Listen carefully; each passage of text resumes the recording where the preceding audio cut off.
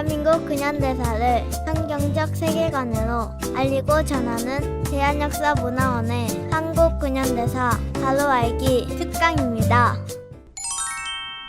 자유를 위해 부름받은 사람 6번째 이야기. 자유를 선포하러 고국으로 돌아온 이승만의 이야기입니다.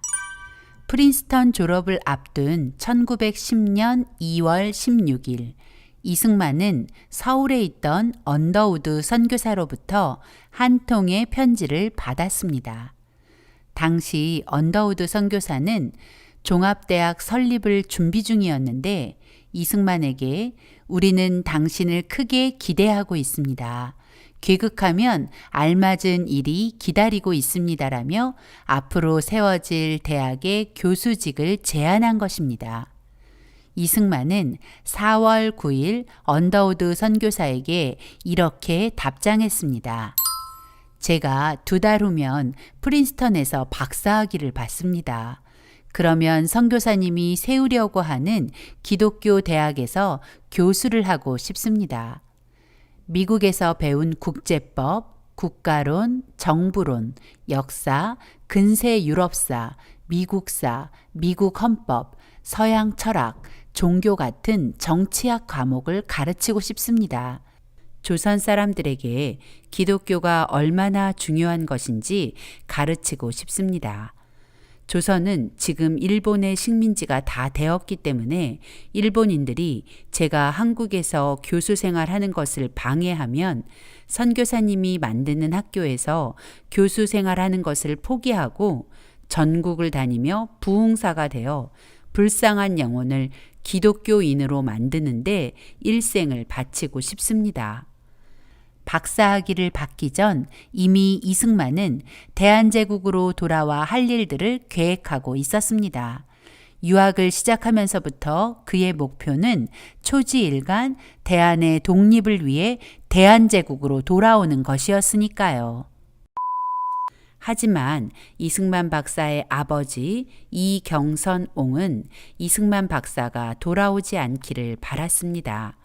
아들이 돌아온다면 지난 날과 같은 고통을 겪을 것 같았기 때문이죠. 그러나 게일 선교사를 비롯한 여러 선교사는 이승만에게 공부를 마치고 돌아와 대한제국을 깨워야 한다는 사명감을 심어주었습니다. 만약 이승만 박사가 미국에 머물렀다면 얼마든지 좋은 직업과 명예 그리고 안정적인 삶을 보장받았을 것입니다. 그러나 이승만 박사는 하나님께서 주신 마음을 잊지 않았습니다. 조선의 백성으로서 책임감을 가지는 것. 그래서 그는 기꺼이 자신의 조국을 위해 헌신하려 돌아올 준비를 한 것이죠. 1910년 6월 프린스턴 졸업식에서 박사학위를 받던 날 이승만은 망하기 직전인 대한제국을 생각하며 안타까운 마음을 이렇게 되뇌었습니다. 나의 준비 기간은 끝났는데 나는 깊은 슬픔을 느낀다. 내가 가서 일해야 할 대한제국은 이제 나의 나라가 아닌 것을. 네, 정말 그랬습니다. 1910년 8월 29일 대한제국은 일본에게 모든 권리를 빼앗기는 경술국치의 수모를 겪으며 완전히 멸망하게 되었고 일제 식민 통치가 시작이 되었습니다. 이승만이 조지 워싱턴 대학에 입학하던 해 고종은 을사조약으로 나라를 팔았고 5년 후 이승만이 프린스턴에서 박사학위를 받고 2달이 지난 8월 29일 고종의 아들 순종은 백성들에게 나라를 일본 천황폐하께 이양하니 소란 떨지 말고 복종하라고 말하며 그 어떤 한거도 없이 일본에게 나라를 넘겨주었고 대한제국은 지구상에서 사라져 버렸습니다. 그러나 왕실은 일본 천황가의 일원이 되어 일본이 망할 때까지 일본 돈으로 호사를 누렸죠. 그런 조국으로 돌아오기 위해 이승만 박사는 길을 나섰습니다. 고국을 떠난 지 약 6년 만에 나라를 되찾기 위해 배움에 몰두했던 이승만 박사는 그 목표를 달성하고 미국을 떠나게 되었습니다. 한일합방 5일 후인 1910년 9월 3일 뉴욕항에서 발티코를 타고 영국 리버풀로 향했습니다. 런던에서 기차를 타고 파리, 베를린, 모스크바를 거쳐 시베리아 횡단 열차를 타고 만주를 지나 압록강을 건넜습니다. 이승만 박사는 대한제국의 관리가 아닌 일본 경찰에게 입국 심사를 받는 자신과 동포들을 보며 나라 잃은 서름을 실감하게 되었다고 합니다. 1910년 10월 10일 고국을 떠난 지 5년 11개월 6일 만에 일본의 식민지가 된 서울에 돌아왔습니다. 서울에 돌아온 이승만 박사는 서울 황성기독청년회, 즉 YMCA에서 사역을 시작합니다. 이곳에는 한성감옥 동지 이상재와 김정식, 유성준, 홍재기 등이 일하고 있었는데 이들은 이승만 박사가 한성감옥에서 복음을 전해 기독교인이 된 사람들이었죠. 이 박사가 귀국하기 전 언더우드 선교사는 앞으로 설립될 기독교 대학의 교수직을 제의했고 게일 선교사와 존 모트 선교사는 서울 YMCA에서 일할 것을 제의했습니다. 그러나 언더우드 선교사가 시작하려는 기독교 대학의 인가가 늦어지면서 이승만 박사는 게일 선교사와 존 모트 선교사의 제안을 받아들여 YMCA의 한국인 총무와 YMCA의 학생부 간사, 그리고 YMCA 청년학교 학감으로 일하게 된 것입니다. 이 박사가 YMCA 총무직을 수락한 이유 중 하나는 국제단체인 YMCA 보호 속에서 독립운동을 하기 위한 목적도 있었던 것 같습니다. 당시 서울 YMCA는 애국청년 지사들의 집결지였고 마치 제2의 독립협회처럼 옛 동지들이 많이 참여하고 있었습니다. 더구나 당시 가장 핫한 인물, 미국 박사 이승만이 가담하면서 서울 YMCA는 미국, 유럽, 일본 YMCA와 연결되어 일본 총독부도 쉽게 건드리지 못하는 막강한 국제 기독교 조직이 되어 있었죠. 이 모든 일이 하나님의 섭리 아닐까요?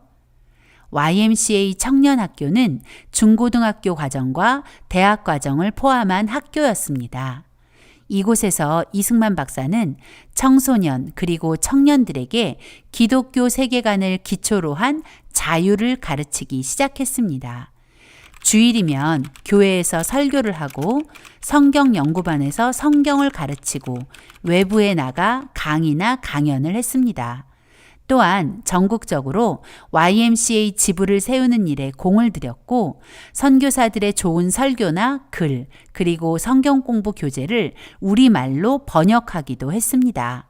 그러나 이 일들을 그리 길게 이어가지는 못했습니다.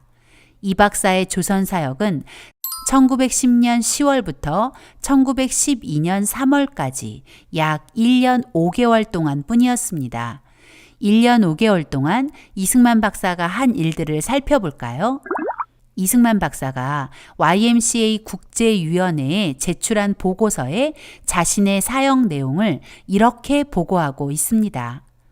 나는 안식일 때마다 바깥 교회에 나가서 설교하는 일과 오후에 바이블 클래스 지도를 계속하고 있습니다.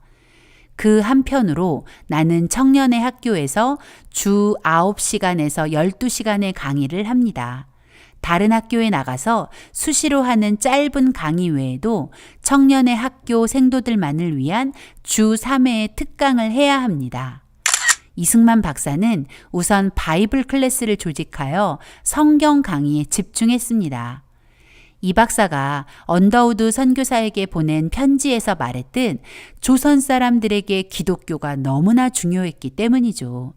지금 보는 사진이 바로 바이블 클래스에 모여든 학생들입니다. 또한 청년학교 대학부에서 성경과 국제법을 가르쳤는데 이 박사에게 가르침을 받기 위해서 많은 학생들이 몰려들었다고 합니다. 배제학당 시절 협성의 토론회에서 그랬듯 토요일마다 YMCA 연합 토론회를 빠짐없이 열어 학생들에게 독립정신을 심어주며 늘 꿈꾸던 기독교 세계관에 기초한 자유민주주의 교육에 돌입한 것이죠. 모임마다 몰려온 수백 명의 학생들에게 이승만 박사의 행동 하나하나가 화제가 되었습니다. 이 박사는 모든 공부를 기도로 시작하고 기도로 끝냈으며 계단을 오르내리면서도 영어로 혼자 기도했다고 합니다.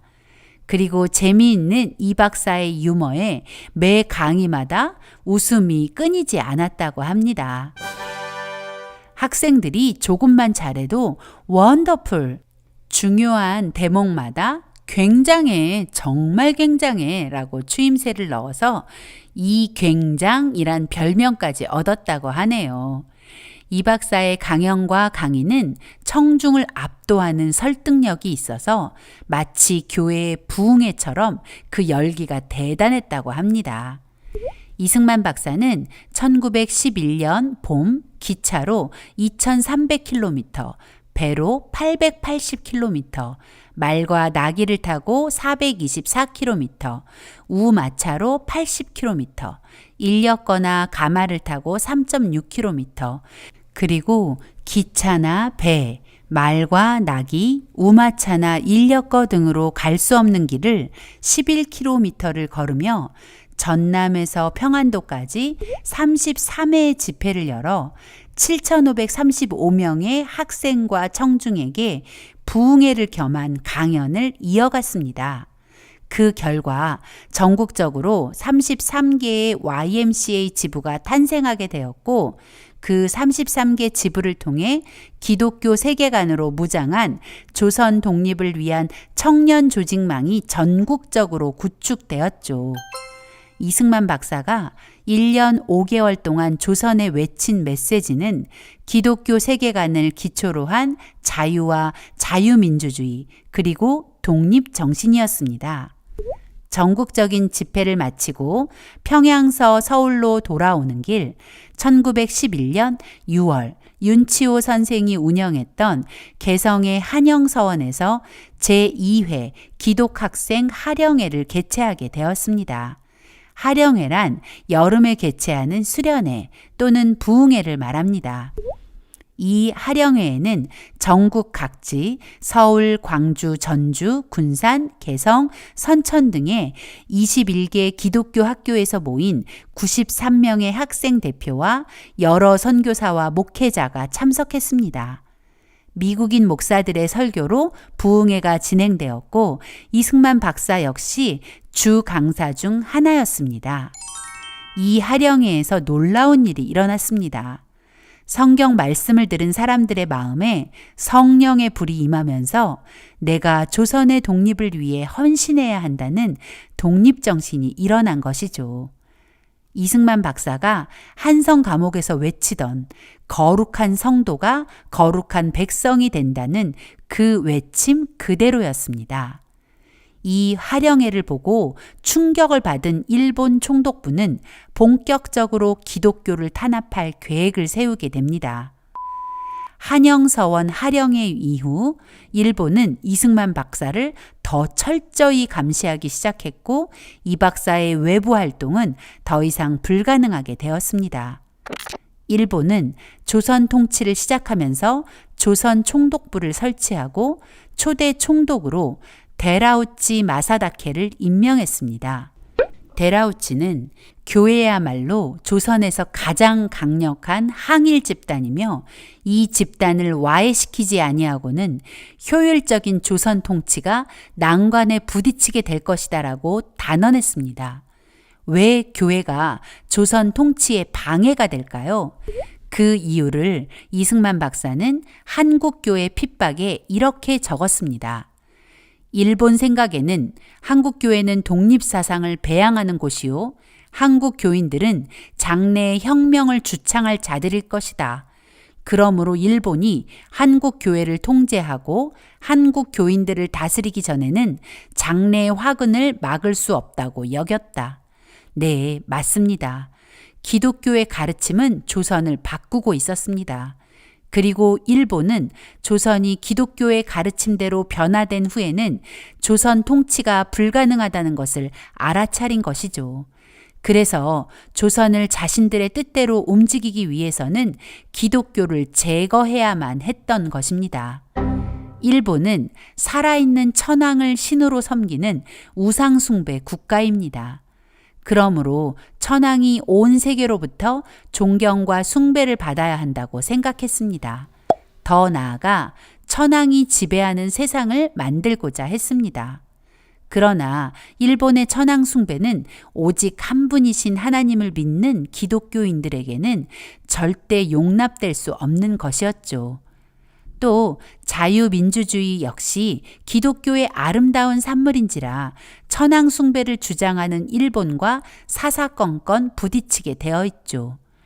더구나 기독교인이 된 조선 사람은 교회를 통해 하나로 연합하고 그 연합한 무리가 용기를 내서 독립을 찾으려 하니 일본 입장에서는 조선의 기독교와 기독교의 산물인 자유민주주의는 박멸의 대상일 수밖에요.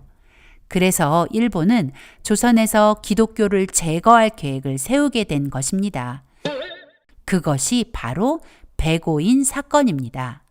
이 사건을 시작으로 일제는 본격적으로 조선 기독교 탄압에 돌입합니다. 백오인 사건은 데라우치 암살 모의 사건이라는 일본이 연출한 가짜 뉴스에서 출발합니다. 데라우치 암살 모의 사건의 전말은 이렇습니다. 일본은 조선을 넘어 내륙 깊숙이 진출할 목적으로 철도망을 증설하고 있었습니다. 압록강 철교도 바로 그런 목적에서 만들어지고 있었죠. 1911년 12월 27일 압록강 철도 기공식이 예정되어 조선 총독부 총독 데라우치가 압록강 철교 기공식에 참석하기로 되어 있었습니다. 이것은 팩트입니다. 이제부터 일본의 자작극이 시작됩니다. 데라우치가 기공식에 참석하기 위해 기차로 이동할 때 기차가 선천에 정차하면 데라우치를 저격하려 한다는 첩보가 입수되었다는 것입니다. 이 일은 전혀 사실이 아닌 일본의 자작극이었습니다. 일제는 즉시 데라우치 암살을 모의한 범인을 색출한다며 1911년 11월 11일부터 평안도 일대의 기독교 지도자와 대부분이 기독교인이었던 신민회 회원 약 700여 명을 잡아들였습니다. 그중 123명이 혐의자로 기소되었고 8개월이 지난 1912년 6월 28일이 되어서야 첫 공판이 시작되었습니다. 첫 공판 이후 약 20여 회의 재판이 진행되었고 105명에게 유죄 판결이 내려지게 되면서 그렇게 백오인 사건이라는 이름이 붙여지게 된 것입니다. 수사와 재판은 충분한 조사도 없이 진행되었고 일제의 주장만 인정되는 편파적인 재판이었습니다. 일본인이지만 백오인 사건에 조선인 측 변호를 맡았던 오쿠보 변호사는 본 사건은 검사가 충분한 조사도 없이 구성한 의심 짙은 사건이며 담당 판사들도 역시 편파적으로 진행하고 있다며 분노를 터뜨렸습니다. 일제는 백오인 사건을 데라우치 마사다케 암살 음모 가담자 색출을 위한 것이었다고 주장하지만 이 사건은 조선 기독교인, 특별히 서북지방의 기독교인 제거를 목적으로 하는 일본에 의한 허위 날조 사건이라는 것이 팩트입니다. 그렇게 말할 수 있는 이유는 기소자 123명 중 98명이 기독교인이었고 유죄 판결을 받은 105인 중 91명이 기독교인, 그리고 전체 123명의 기소자 중 118명이 서북 지역 출신이기 때문입니다.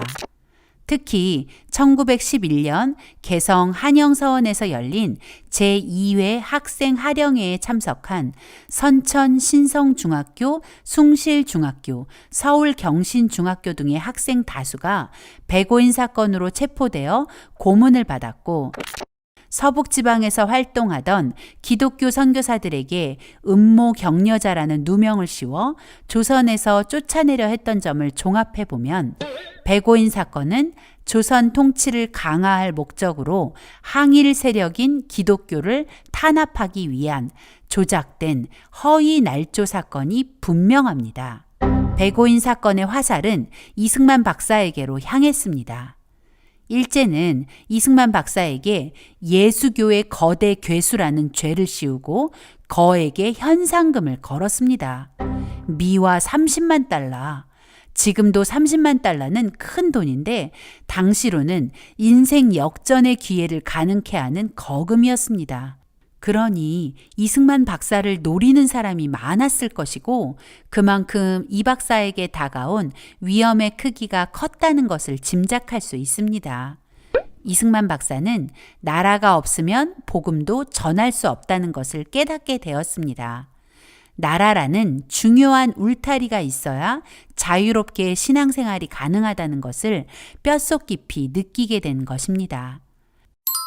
이승만 박사가 일본의 표적이 되자 존 모트 선교사와 필립 질레트 선교사는 이승만 박사를 체포하려는 일본에게 만약 이승만을 체포하면 전 세계의 일본의 만행을 폭로하겠다며 일본을 압박했습니다.